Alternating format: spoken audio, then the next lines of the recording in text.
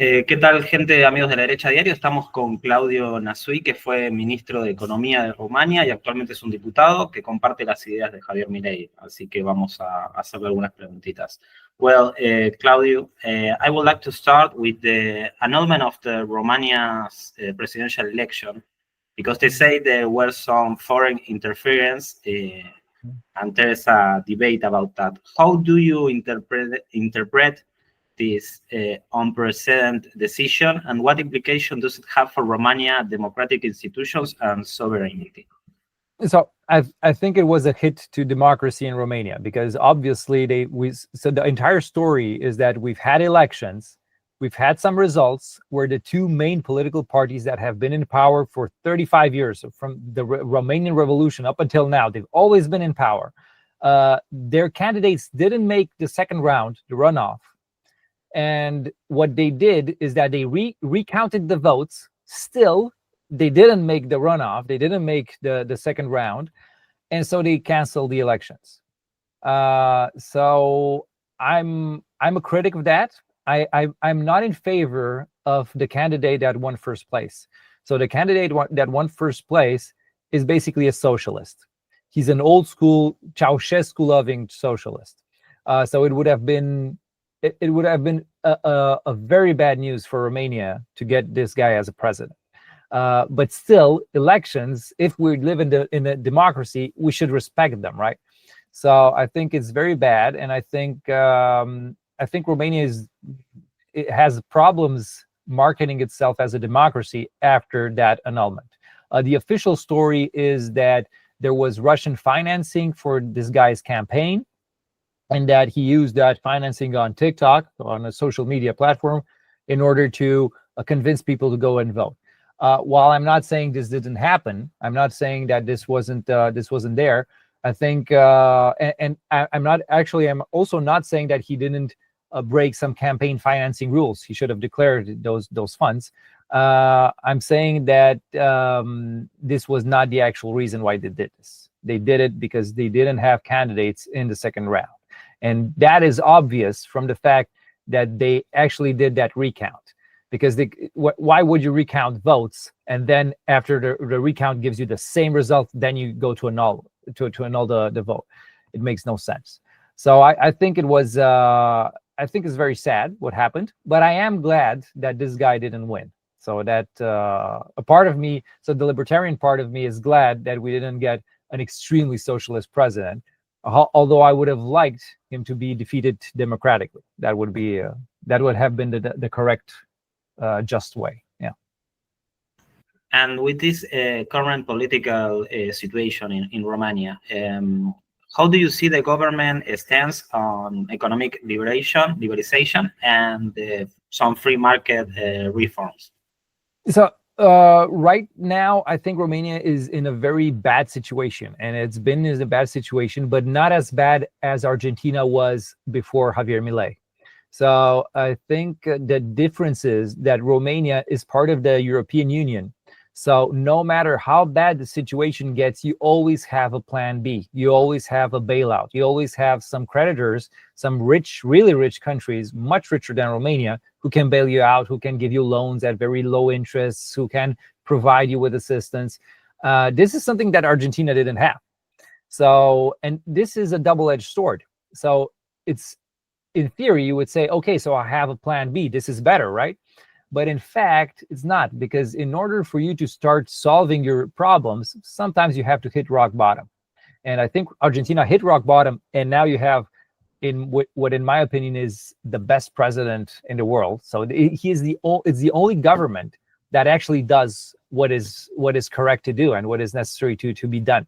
And you only got that because you did hit rock bottom. Romania is not going to hit rock bottom anytime soon. We're always going to get bailed out. And my fear is that we're just prolonging an agony. You know, socialism fails, socialism gets bankrupt. But if you always bail it out, you can just prolong its life indefinitely. And that on the long run is bad for Romania. On the short run, what I anticipate is going to happen. So we have a huge deficit. We have it's a 9% of GDP deficit. You guys had before Milei 5.4%. We have a 9%. So imagine it's almost double. And the only solution that the main political parties, these two that I was talking about earlier, have to this deficit is to raise taxes. They always speak about cutting spending, but I'm a member of the Budget and Finance Committee. I used to work on budgets even before I was in politics. Spending is never cut. They only speak about it. They do a very, very small, small changes, fire a few people there, a few people in their place. They make it very public, as if to make a show that they're cutting spending. But in fact, if you look at the numbers, spending doesn't decrease. It always increases, even more so than inflation. So what I think is amazing with what Javier Milei's government did in Argentina is that he actually managed to turn a deficit into a surplus. And that has huge positive effects. It's hard to do on the short run. On the short run, you suffer. A lot of people have to change their jobs, have to readjust. The economy, the structure of production has to readjust. But that's on the short run. On the long run, you get healed. It's like a drunk, an alcoholic who always gets drunk. And you're telling me you have to stop alcohol, you have to stop drinking. It's going to be hard for him in the first few weeks, in the first month. But then he can go on with his life and have a chance to have a happy life. And this is exactly what's happening in Romania. We always get more alcohol, we get more of this, more socialism, more bailouts, more debt. And I fear that the next government is going to do exactly the same thing as the previous governments did. Keep on increasing spending and taxes. Yeah. In that way, I would like to ask you, do you believe that Romanian people is ready for a chainsaw approach to, I don't know, bureaucracy and public spending? Or they would like to continue with what you are saying, more spending, more taxes, more bailouts? I think Romanian people are ready for that. And that's actually one of my main political battles in Romania ever since I'm in politics, to speak about deregulation, about eliminating spending, about eliminating agencies. We have thousands of small state agencies, So the famous video of Milei with "Afuera," and he was taking all those post-its out of that blackboard. So it was amazing. It's exactly what I advocate for. The problem is that the establishment, la casta, doesn't want to do that, because that they're the ones who get that spending. So you have this. This is why what's happening in Argentina is amazing. It's nothing short of being amazing, because you manage to get some government that is actually in favor of the people and is actually going to fight this establishment that has inertia, because it's been there for decades. It's like in Romania, it's like in the US, it's like in France. It's the same story. And it's their interest, the interest of a minority against a majority that is kept in poverty by that minority, and that is going to fight you in order to keep those privileges, to keep that spending going for them. So that's why it's absolutely amazing that somebody actually managed to do that somewhere in the world. That's why I talk a lot about Milei. So people ask me, why do you talk about Milei? Well, you're a Romanian MP.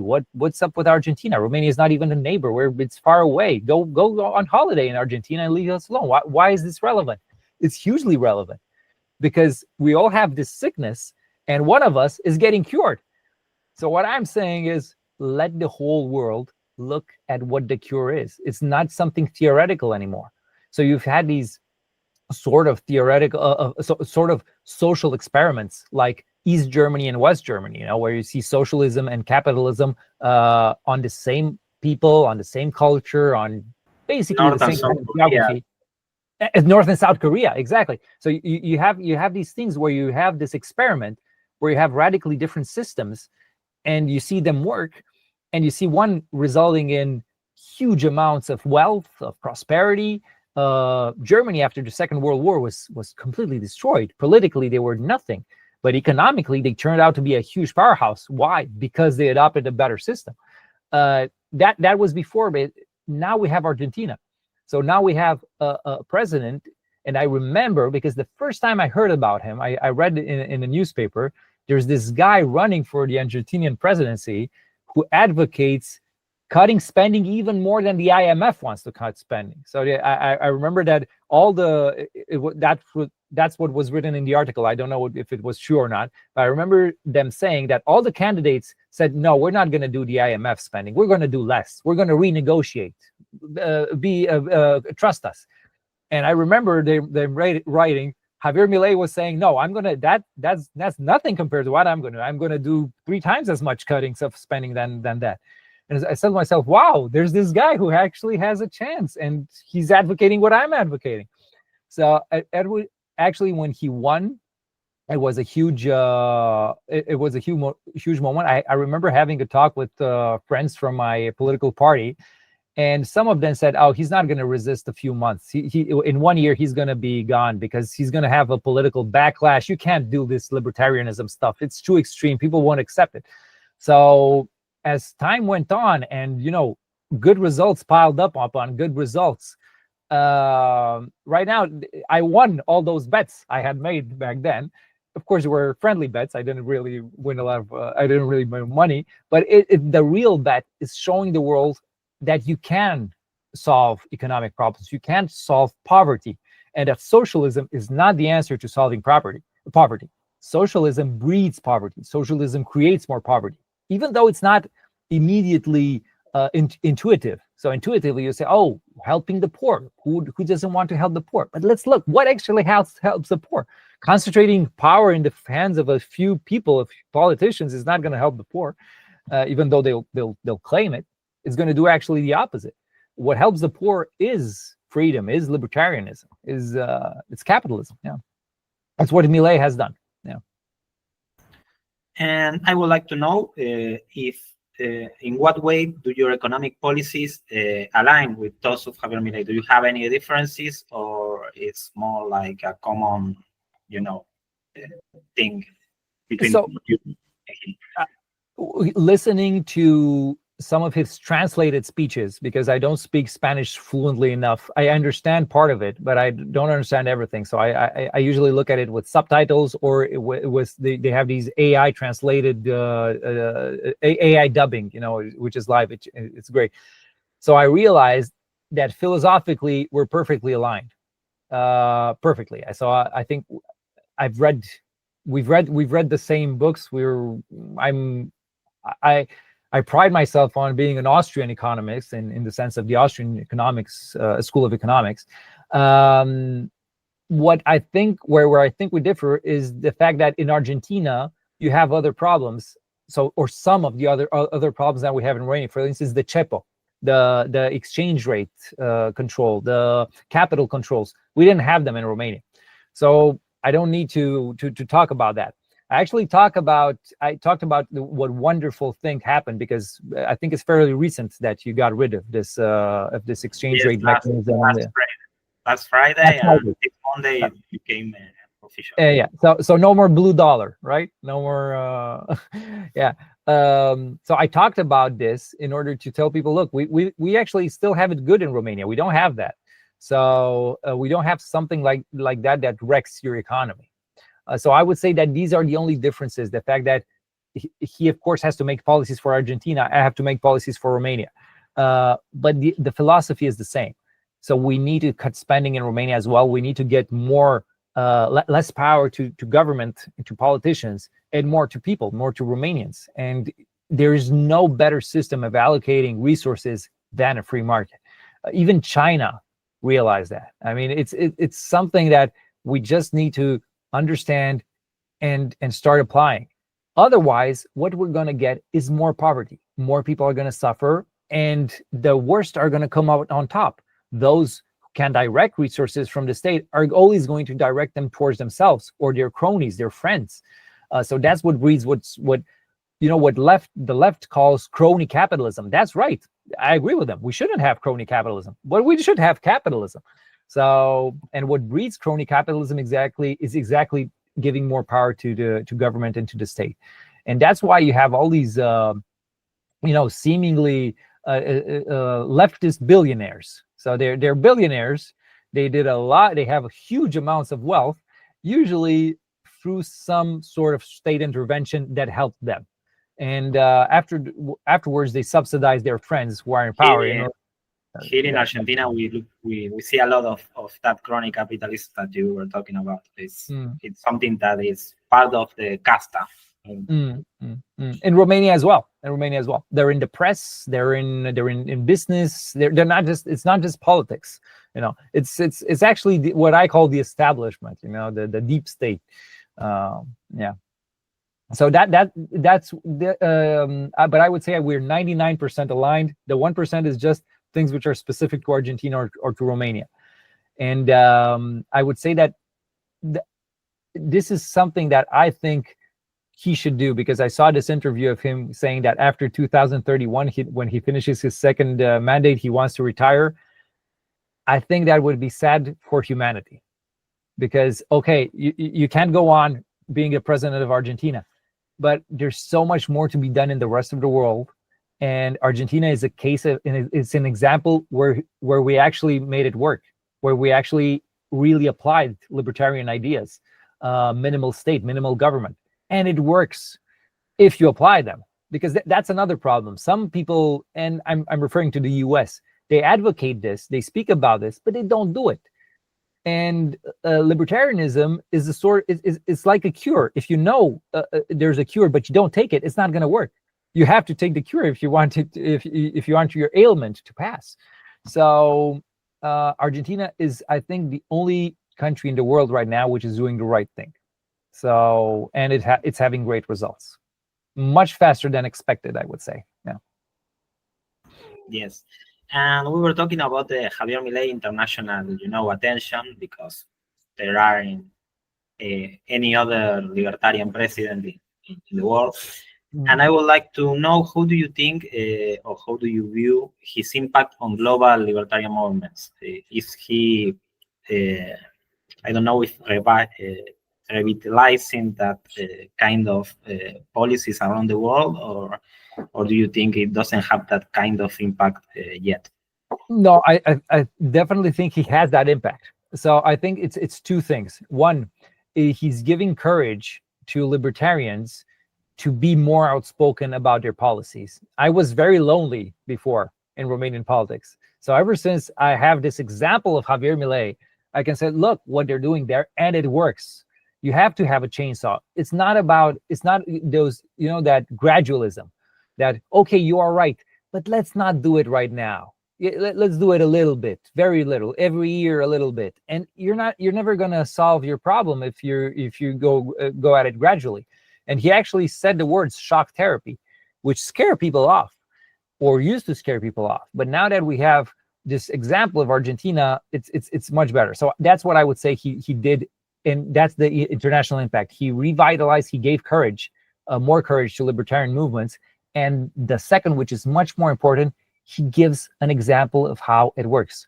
I read today, Ian Bremmer, he's this American analyst, political analyst. And when Javier Milei got elected, he was one of those who said, "Oh, it's going to be a disaster. Look, he's going to wreck Argentina's economy." He wrote an article in Time about him being one of the 100 most influential people in the world. So yeah, and today I read, and this is what I like about Ian Bremmer. He said, "Look, I was wrong. This Javier Milei, he got it right, and this is the way to go," which is exactly this sort of international impact that we should have. And this is somewhere where, if I think Javier Milei said that a few days ago, if socialists understood economics, they wouldn't be socialists anymore. I would say if socialists really wanted to decrease poverty and give power to the people, they wouldn't be socialists anymore. So this is an example that we have nowadays, which we can use all over the world. So what I hope Javier Milei is going to do after he's president, or maybe even during his presidency, is start organizing this libertarian movement, start branching out more, start exporting libertarianism, exporting ideas. I think that's important worldwide. But even if he retires, I still think he did a tremendous amount of good. Yeah, I think it's Jesus Huerta de Soto who said something like, it's the best thing that happened for freedom ever since the Berlin Wall fell. And I do think that, yes. Yeah. Well, we talk about this, but I would like to finish with asking you directly, why is Javier Milei important for Romania? Well, it's important for Romania because we have basically the same kind of problems that Argentina had. And Argentina shows us the way in which we can heal, we can solve those problems. So we have a bigger actually deficit than Argentina had, but the solution is the same. And what Javier Milei did is he rejected gradualism, which is something that I have a lot of trouble convincing people of, even in Romania. So because if you want, so politicians will try to weasel out of solving problems. They'll want naturally to have an easier life. Why should I have scandals? Why should I have unions demonstrating, striking, people attacking me on TV, being hostile, when I can just, throw other people's money around and have a nice life? And so what politicians usually do is even if they see a cure, they want to gradually do it in such a way that maybe it's never going to happen anymore. Because if you start, it's like that alcoholic I was talking to you about. If he goes to the doctor and the doctor says, tomorrow you're going to drink 99% of the alcohol that you were drinking, the day after tomorrow 98%, the guy's going to die. So what you have to say is stop alcohol. And this is what we should do as well. We should stop bad policies because they make things worse.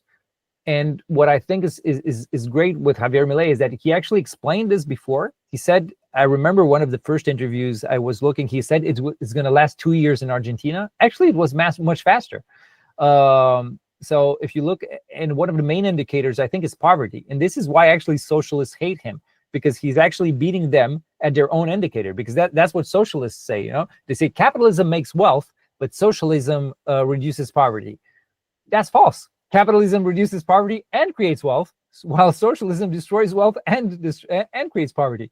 And this is why they can't stand these statistics when they see poverty falling right now, being under what it was when he took power. And that's why they hate him. And also the fact that he explained it. He said, okay, on the short run, poverty is going to increase. It's going to be hard. But on the long run, we'll get better. And this is actually the message I think Romanians should get as well. Hayek used to say, in order to jump better, you sometimes have to take a step back if you want to do a huge leap. And this is exactly what Argentina showed us. So I think Argentina is not only important for Romania, it's important for the world, but it's important for Romania as well, because it's a textbook case of how you can resolve economic problems. And Romania has a lot of economic problems right now, and a lot of people are suffering.